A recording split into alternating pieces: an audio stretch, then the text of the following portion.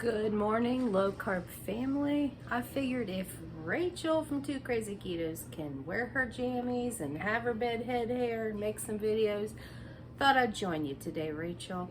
Since it's Saturday here and it is snowing, we're in Ohio, we got a couple inches of snow. I am not going anywhere. So it's a great day to prep some of my keto treats for the week. So I'm going to take you along and we will make some keto chow chewy candies and some butter bites. Stay tuned and I will take you along. Right now I got a sink of dirty dishes I got to do first. I don't know about you, but I can't stand to start working on anything in the kitchen if the kitchen is already a mess. So I'm going to clean it up and then we'll get cooking.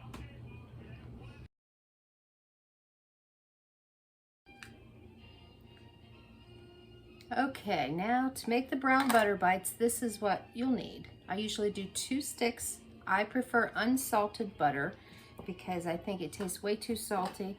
If you love salt, go for it. I prefer Kerrygold butter. I only had 1 stick, so I'm also going to use a stick of Land O'Lakes butter, unsalted.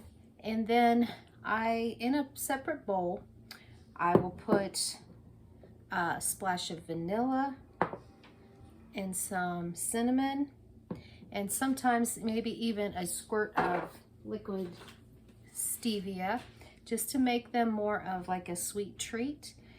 And then you'll need a pan to melt your butter, and I do have a video on this process. I'm not going to show you the whole thing today, but we'll just show you a little bit of it as we go along. You will make these, you'll put them into some sort of either silicone molds or you can line parchment paper in a dish, but they will need to go in the freezer until they set up. Let's get started.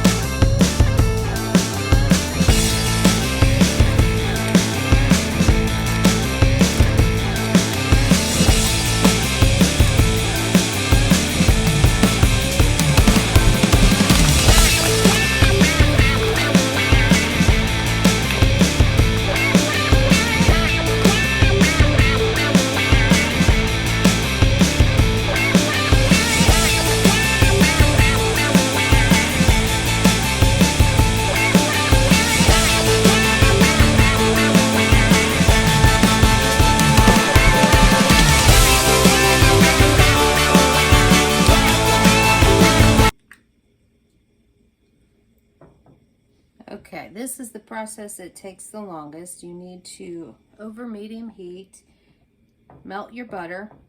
Boy, you can see the difference in the Kerrygold yellow versus the Land O'Lakes. Makes me wonder why it's different. If any of you know, let me know. I don't know if there's an additive that makes the Kerrygold more yellow. I'd like to know. But you have to melt this down and you have to continuously stir it. I would say be prepared for a good 10 to 15 minutes. You're gonna melt this down and keep stirring it, and then you will see little dark solids start to fall and go to the bottom of the pan. I'll come back and show you when we get to that process. All right, it's melted down, starting to bubble a little. You're not even close yet, so keep going. I will tell you this tip that something I learned after I bought this ceramic pan, which I know some of y'all don't like a ceramic pan, but it's what I got. It is actually harder to see when it's done in this white pan than it was in a dark pan, which doesn't make much sense because you're looking for the dark solids, but for some reason it's harder to see when you're in this white pan. All right, you got a good boil going, but you got to keep on stirring. At this point, it smells so good. Smell of melted butter, like the butter from the popcorn at the movies. Okay, as you can see, it's starting to form those darker solids. This is where it gets a little tricky. Some people are afraid of burning the butter, which I have done maybe once. But I like to get these a nice, almost a chocolatey brown color. That's where I like my brown butter bites. But I would say if you're making this for the first time, you may want to start taking it off the heat about now. But I'm gonna go just a little bit longer.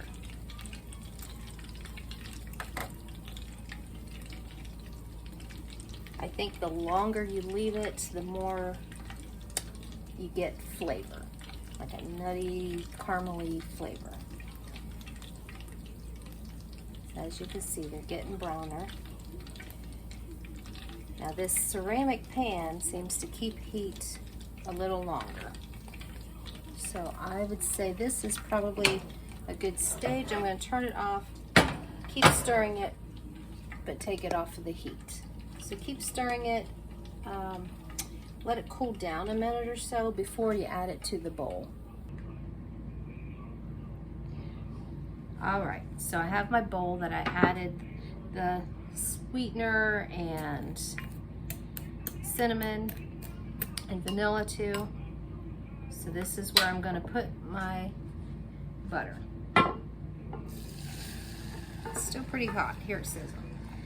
And a tip I learned from all of you great YouTubers is scrape all of this out of the pan. You want all of those little dark bits because that's your flavor.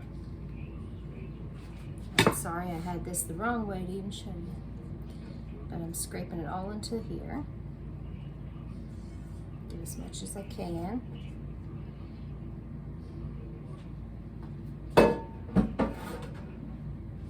And I just stir all this together.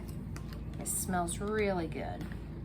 And I like to just use a scoop, and if you scoop along the bottom of the bowl and pick some up, yep, it didn't work that time, you get the little dark bits. You'll see as I put some in there. It's kind of foamy right now. Like that has, you can feel it down the bottom, the little dark pieces of flavor, plus it's some of that brown sugar, stevia, and the cinnamon, all that mixed together. But I try to get a little bit of that in each of the molds. So what I'll do, I'll finish filling these up, and then I will work on my keto chow candy because it all needs to go into the freezer.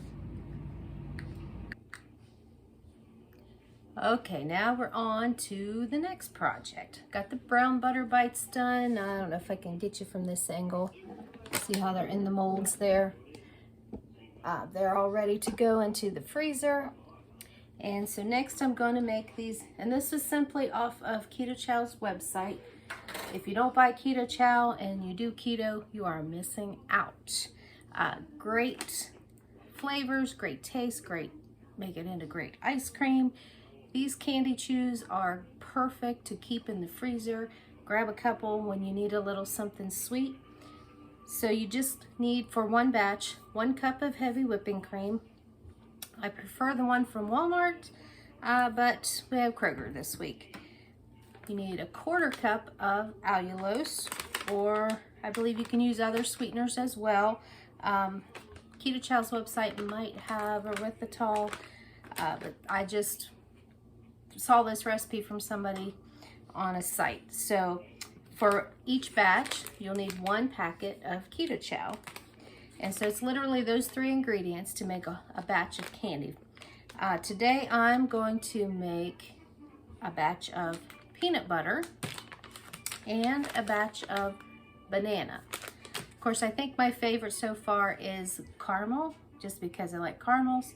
But the peanut butter, when we made it before, was really good, almost like a peanut butter fudge flavor. And the banana, it just tasty good. Last week I made the raspberry cheesecake, which was also good. So, so many flavors of Keto Chow to choose from.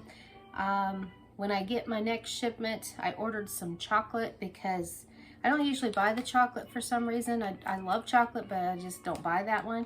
But I want to make a peanut butter and chocolate together and try that sometime. So I am going to start this process and keep you posted. I gotta find where I put my stuff. All right. All right, so first add your cup of heavy whipping cream. This one is a lot thicker from Kroger's.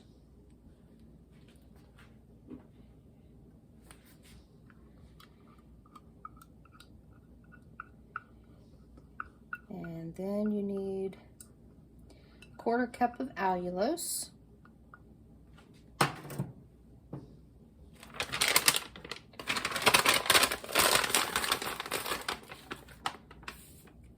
And 1 packet of Keto chow.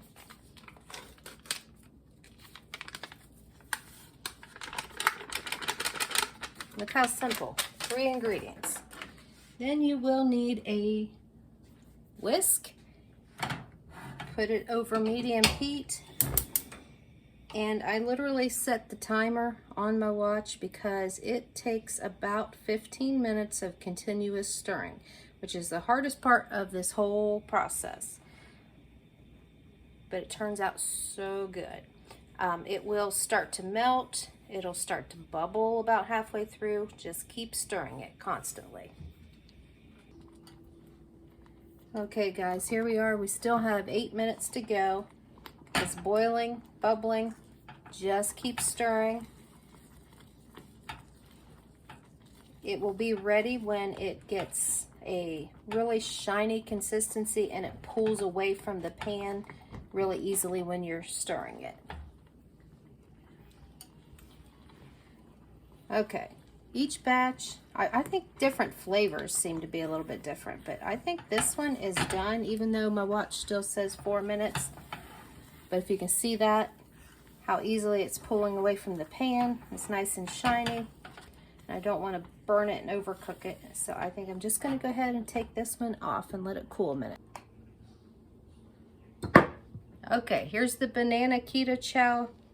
Put it into your mold, or you can line a pan with parchment paper. I think this silicone bread mold seems to work pretty good. Get all of it in there.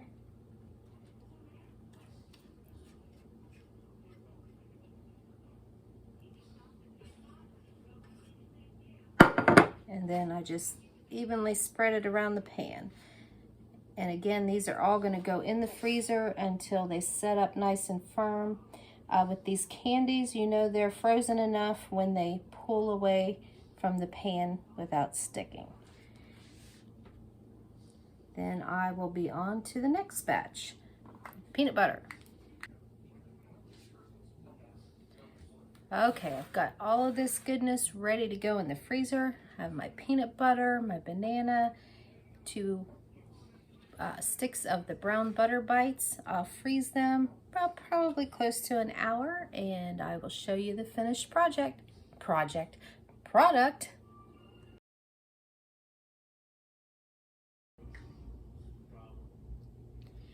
All right guys, they are all done. They set in the freezer for, I'd say, actually closer to 2 hours today.